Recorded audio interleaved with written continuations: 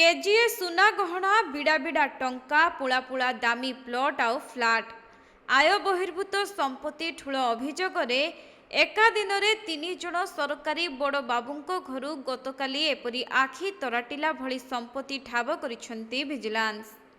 तेबे राज्य विजिलेंस रो ए हेउछि ट्रिपल धमाका। जिल्ला रे जणे उपजिल्लापाल पुलिस हाउसिंग कॉर्पोरेशन रो डीजीएम एवं लांचुआ डाक्तरों को धरिबारे सफल होइछि विजिलेंस। तेबे उपजिल्लापालंकर माळमाळ प्लट एवं फ्लैट रहिथिबा बेले डीजीएम को घरे सुना टंकार खणी से पुराणा हेउ किंबा नुआ सबो डिजाइन रो सुना चूड़ी जेमिति एइठारे ही रहिथिला, जहाकी एक भंडारर भ्रम मध्य सृष्टि करुछि।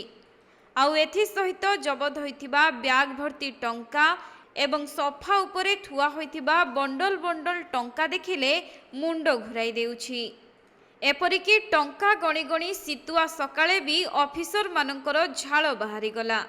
तेबे पुलिस हाउसिंग कॉर्पोरेशन रे कोठा गढ़िबारे जहा समय देइथांतु कि न देइथांतु उपरे किंतु एमिति कमिछंती जे जहार प्रमाण एबे सामना को आसीछि।